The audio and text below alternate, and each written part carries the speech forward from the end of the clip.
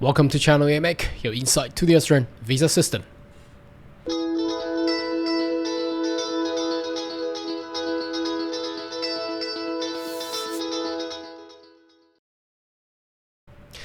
Good day everyone, my name is Carl Young, your online YouTube visa consultant. Are you interested about migrating to Australia? Why don't you consider to subscribe to my channel? Turn a little bell on the side so once we have all the updates and news, you'll be the first one of getting all the insight. Now in this video we would like to discuss the next phase that probably a lot of you and most of you had already knew that in November 2021 that Australia is gonna open up their border. Now this is a big news, but there's a little bit of detail that I went through. I found, well, it's not actually for international traveler who wanted to come into Australia for study or perhaps for work or other related informations. So let's check it out. What is the differences that I had been identified from the news article published out there? Obviously it's a big news, and what has actually been announced in the media by the Prime Minister of Australia, Scott Morrison. Okay, now obviously a lot of people has already seen this news because it was big and huge prior to the weekend of last week.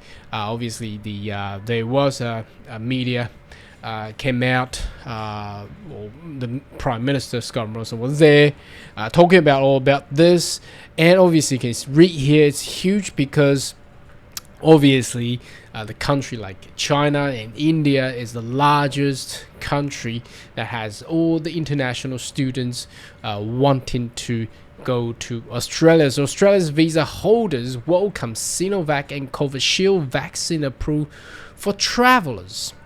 Now, can this be wrong?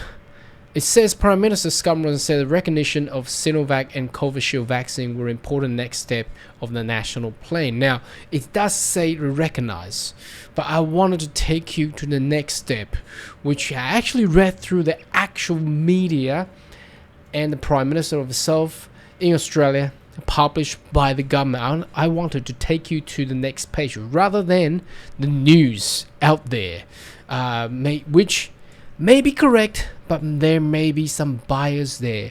So this website is actually the web page for the Prime Minister of Australia, Scott Morrison, and all the news media is down here. So as you can see here, this media release was back on the 1st of October 2021.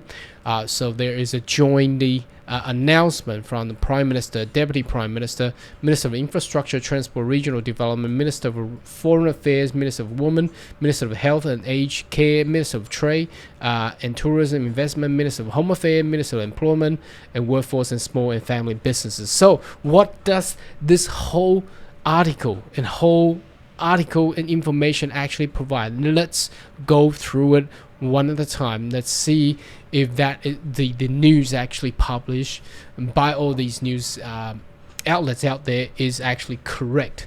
So it says here, Australia is ready to take the next step of safety, open the world and change coming international border. Our government is setting out framework international travel will look in coming month. Now obviously that's the goal. However, how that will actually be, we need to go through the detail here.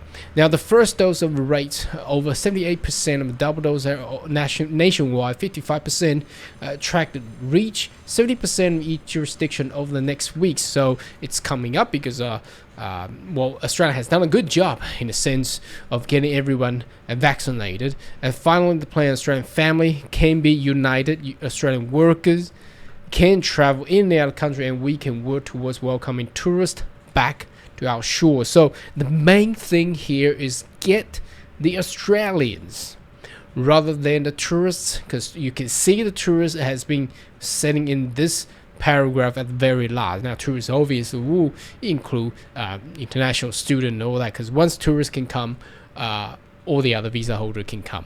Within weeks, a large part of the country will be moving phase B and then to phase C, which if you want to refer back to my video explaining about the 4 phases that the Prime Minister had actually coined early this year. This is before the outbreak, I believe. National Plan Safety or reopen Australia to stay safe open under plan.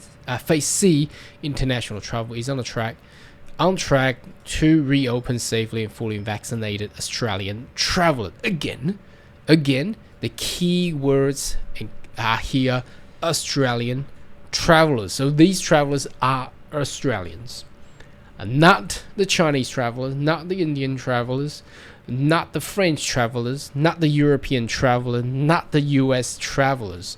Many countries around the world have now safely reopened international travel, and it will surely be time for Australia to take the next step to enable fully vaccinated, again, fully vaccinated Australian, not the international students, to travel. Our government is finalising the new arrangement. Following completion of quarantine pilot in New South Wales and South Australia, it is anticipated that the state and territory will ready to go and will roll out 7-day home quarantine for Australian citizen and permanent resident.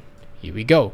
Again, for the Australian citizens and the permanent resident fully vaccinated with the vaccine approved use in Australia or the recognized by the Therapeutic Goods Administration, TGA.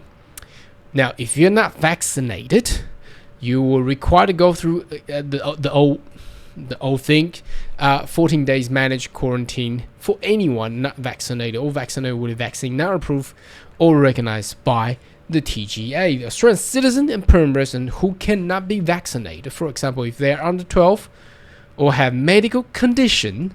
Now, this is the same as how the Canada is actually doing. There are people who have health condition that they are not advised or recognized or prefer to get vaccinated, will be treated as vaccinated for the purpose of their travel. Interesting. So as long as you have medical condition, obviously written by the doctor, that will be fine, acceptable. Okay. Now, states and territory will begin the program different time given their vaccinated rate, but we expect system commence in November. So that's the big news. That's all the news outlets are actually talking about this. Now, under phase B and C national plan, 14 days managed quarantine caps apply to unvaccinated arrivals. So if you're unvaccinated and you don't have doctor certificate for your medical conditions, you go through the old route. So you go for 14 days quarantine in the hotel. These will return to previous level of phase B and national plan. We will work with the state territory to remove the travel caps on vaccinated Australians. In line with national plan, our government is balancing the minimize risk of spread of COVID-19 present with the need to live with the virus. Okay, the government intention is that once change was made in November, the current overseas travel restriction related to COVID-19 will be removed, and Australian, again, key words here is Australian, will be able to travel subject to any travel advisor and limited as long as they is fully vaccinated and those country border setting allow. Okay, keyword here again, Australian, not the international student, not the temporary visa holders. I haven't seen those wording yet in this article, in this media published by the Prime Minister himself.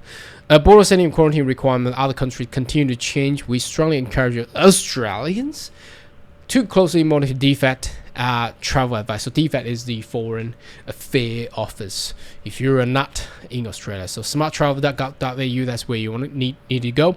These changes will be no travel restriction if you're vaccinated Australian entering or leaving our shores. So it's making people who are Australians or permanent resident of Australia travel easier in and out, rather than, because currently you see my video in the news that there are a lot of stranded Australian overseas, and I'm one of them as well.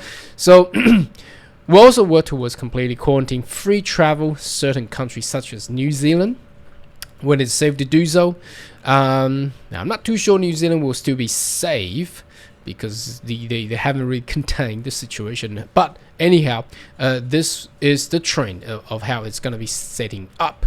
So continue on. Testing is expected to continue requirement international travel, but subject to further medical advice.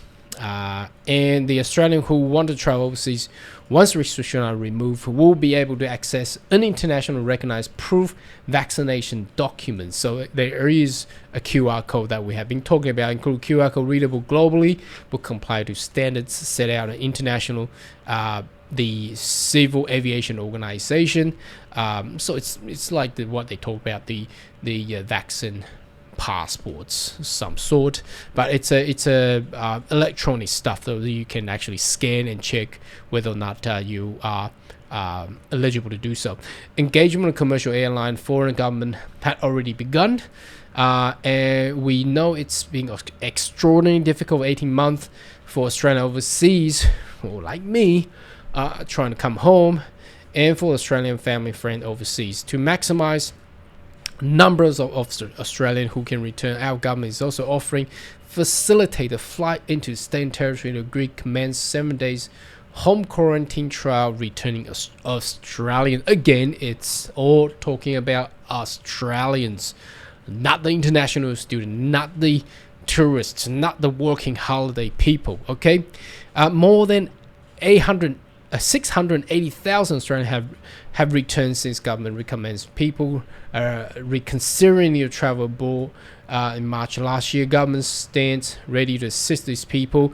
Australian citizen, permanent resident, again, here are the keywords, who have been vaccinated with TGA approved and can already visit their GP local pharmacists with the vaccination update immunization register. In coming weeks, government will finalize the process for people to be able to show their vaccinated status. The TGA recognize vaccine. Now, this is key things that I wanted to talk about here. People who have received vaccine not recognized by TGA. Now, if you have taken a vaccination not recognized by TGA, then they will be treated as unvaccinated and will be required to take 14-day managed quarantine on arrival. In addition, the COVID-19 vaccine that have been approved and registered use by TGA is the Pfizer, AstraZeneca, Moderna, and the Janssen. So that's Johnson & Johnson. Have reviewed the other vaccine. TGA also reviewing other vaccine use worldwide as well to determine as recognized vaccine. Now, pay attention to the following sentences as they are quite important. Now, we need to ensure that keep Australians safe without creating unnecessary obstacles to people who have been fully vaccinated overseas coming to our country. So this whole statement is there to actually treat the Australians, not the international student, not the tourists, not the backpackers. Okay. Today, the TGA have published initial assessment of data protection offered by Sinovac and also Covishield, which are the two vaccinations coming from China and India, and has advised that vaccines should be considered as recognized vaccines for the purpose of determining incoming travelers are being appropriate vaccinated. Declaring certain COVID-19 vaccine as recognized vaccines is separate to regulatory decision on whether they are approved for the use of vaccination in Australia. So there is a differentiation because these countries might not be able to access to those 4 type of vaccinations being approved by TGA. So they are only as recognized, not approved. Okay, so that's the differences which has not been made by TGA. The recognition of these 2 vaccine is a major milestone towards more Australians again vaccinated overseas getting home sooner. TGA will continue to assess and other vaccines for the purpose of determining recognized vaccine based on the available data provided. In the coming weeks, they'll provide more information here. Now, you see here, the key here is that these 2 vaccines are only being seen as recognized. And the purpose of this is getting those Australians have those vaccination done in India and China, and also including the permanent residents, in order to come back to Australia, not for international students.